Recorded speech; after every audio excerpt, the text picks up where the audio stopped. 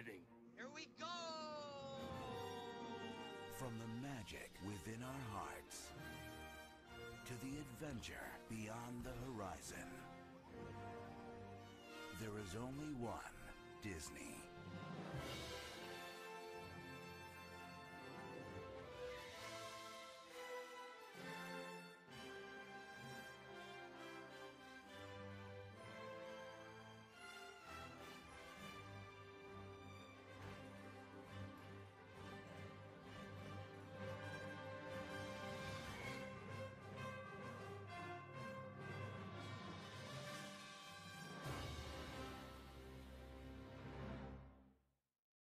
Hello my YouTube friends, Rascal here and welcome to another edition of Rascal Reviews. We all remember the movie Tangled, right? The movie that was Disney's Frozen before Disney's Frozen. It was a great and funny twist on the classic tale of Rapunzel and is considered one of Disney's best movies. For a while, fans wanted to see more of this adventurous princess, but all we got was the 11-minute epilogue. That sucked. But eventually, Disney gave fans what they wanted and we finally got a Tangled spin-off series. 7 years later. Well, better late than never. Yeah, kind of strange that they wait till now to give us one, huh? I've seen at least a few episodes, and I think the series is pretty okay. Not terrible like other spin-offs, but not that great either. I'm willing to try a few more before I think about skipping altogether. But there was one episode that actually caught my attention. In Like Flynn. This particular episode focuses on Flynn. And yes, I'm still calling him that instead of Eugene, it just works for me. Working together with King Fredrick to steal the royal seal of a rival kingdom after the king's statue gets pranked. This was one that actually got me excited and I finally watched it.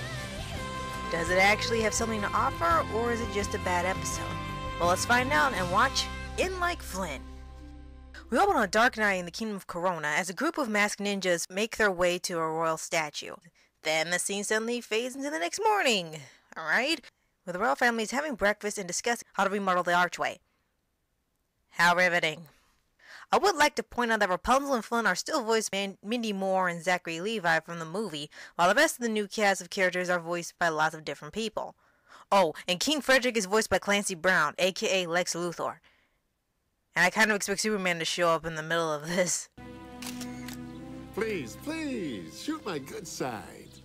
Didn't know you had one. Touché, Lane. Anyway, Flynn joins them and starts saying stupid things. Lion statues. Oh, better yet, turn the archway into a giant lion's mouth. No, wait, let's do the whole lion. Thank you, Eugene.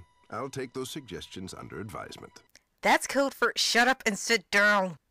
You all know this story. The future father-in-law doesn't like the son-in-law because insert reason here.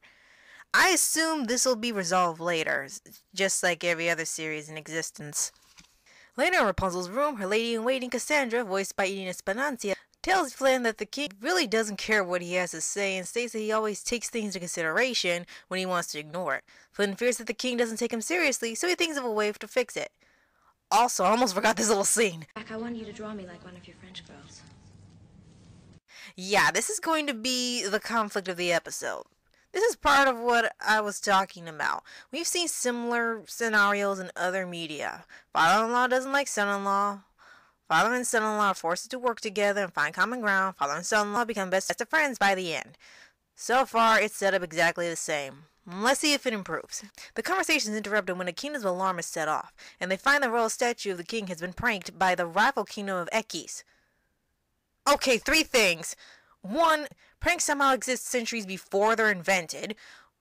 Why couldn't they say vandalize or come up with a new word that's the time period's version of a prank? 2, first Corona, now Equis. Why are all these kingdoms named after beers and a kid's show? 3, this king has way too much time on his hands if he's wasting his soldiers on prank missions. That sounds like it should be in another show, but I'll get to that later. King Fredrick decides to prank back King Trevor by sneaking into his kingdom and stealing the royal seal. But in order to sneak in undetected, he makes Flynn team up with him since he has more experience with this sort of thing as a thief. Okay, seriously, doesn't this guy have a kingdom to run? He's wasting precious time that could be used to help his subjects or keep them safe, all to be in a prank war? What is this, regular show? They did that way better!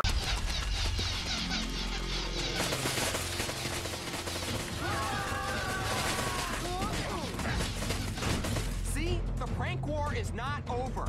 We have to win it, or we're all gonna die. Now would be a good time to bring up this episode's subplot. Rapunzel misunderstanding what a prank is. So she spends 5 minutes of the episode pulling pranks on people, but they're actually surprise good deeds. She helps Pascal get rest, cleans the weapons for the guards, and gives Maximus a barn full of apples, emphasizing that he's still an a-hole. While this sounds like it should be pretty funny, and it's admittedly creative, it's kind of dull. I mean, it's the same setup every time. So-called victim sees something unusual, Rapunzel breaks out, said, I can't wait to see the look on his face. You should see the look on your face. You should see the look on your face. It's abrupt, it's repetitive, it's not really funny, and it adds nothing to the story, so we're just going to skip it. But good effort, Punzy. Back to the main plot, Flynn devises a way to sneak into the castle, but the King Fredrick ignores that and just goes in the stupid way. The Northeast Tower. The heavily guarded and possibly fortified Northeast Tower. No one will expect it. Why'd you bring him along anyway? From here, nothing happens. The king tries to sneak in, almost gets caught, Flynn saves him, king's oblivious, wash, rinse, repeat 5 more times. Oh, yeah, no, don't mind me. I'm just gonna scream into this for a little bit. See, this is what I was saying earlier. Everything in this episode is like a broken record. All the jokes are the same. They're timed the same, and it's the same result. They don't even put a twist on it each time or even make another joke. I expect a little more of an episode like this. Now I could bring up this. I mentioned earlier that the plot of this episode doesn't fit with the show. Now, I do know this is not a surreal comedy or intense action show, and it has its own set of rules. The issue with this one? It sounds more like an episode of Star vs. the Forces of Evil. I'm not even kidding here. It sounds like someone wrote an episode for the wrong show. You know King River would enlist Malcolm to help him pull a prank on a rival kingdom. And it would totally work here because the characters are more interesting, none of them longer, and they'll have jokes every second they get in half the time. But don't get me wrong, King Fredrick's a good king. He keeps his kingdom in order and listens to the people's needs. No problem here. But River's got the party animal bonus, so at least you know he'll show you a good time. Also, starlining how to prank would be a riot, because you know that any prank she'll make will end like this.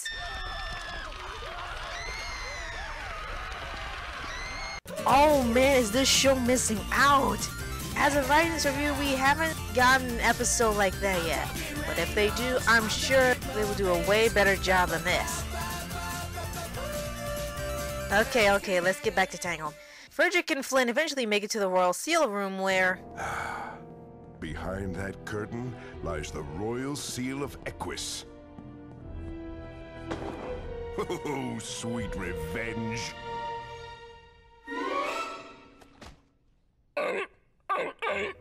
It's an actual seal? Indeed. The royal seal of Equis. Okay, I have to admit, that was a good twist. I didn't see it coming at all. Too bad the rest of the episode isn't like this. The good luck is cut short when the seal makes noise that alerts the guards. When they try to hide it in the chandelier, it breaks and the two stooges are captured. Gee, I wonder if the weight of the giant seal was too much for it to handle. As the king and Flynn sit in the dungeon, we get our cliche in-law bonding moment right on schedule. It's just, this whole prank was my big chance to get you to take me seriously. Take you seriously? Yeah, and I was getting frustrated when I wasn't able to do that. You know, there are many things I fail to take seriously. Eugene, son, you brought my daughter home to me after 18 long years. If there's one man in the whole world I take very seriously, it's you. Okay, well, this scene is actually not so bad. It's a nice revelation moment. Props to them.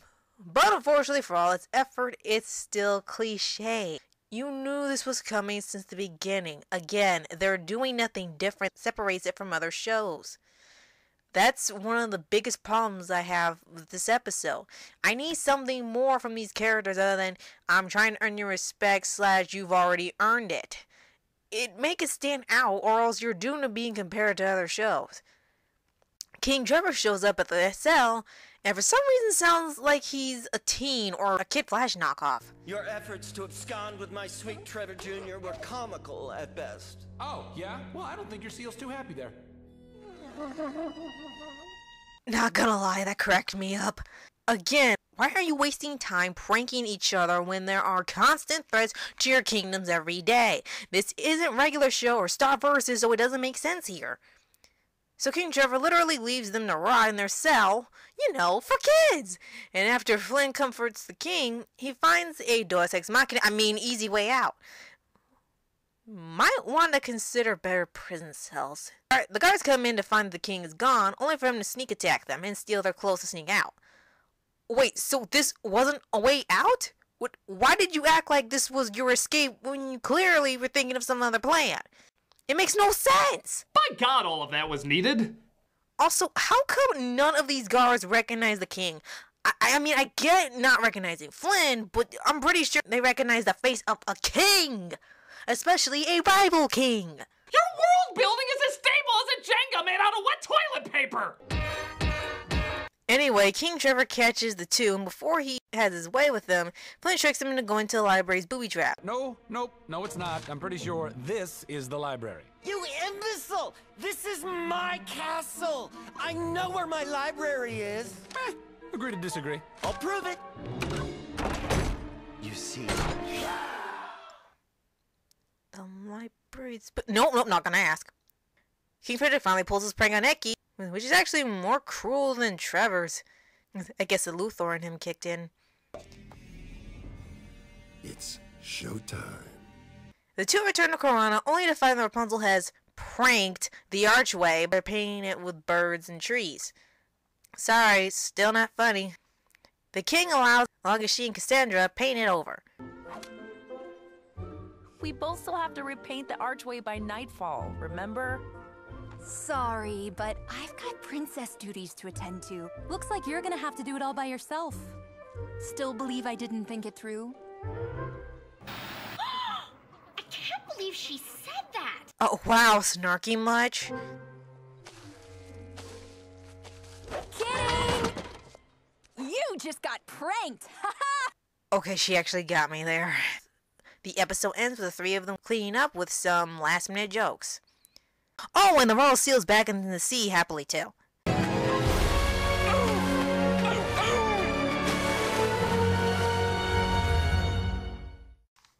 So, that was Tangled the series, in like Flynn. It needs some serious work. This was probably one of the most unexciting episodes of a show I've ever seen. Aside from a few good jokes, one small twist, and this genuinely good one-on-one scene, it's pretty mundane. The plot sounds very creative, but nothing interesting happens. The subplot is repetitive and pointless.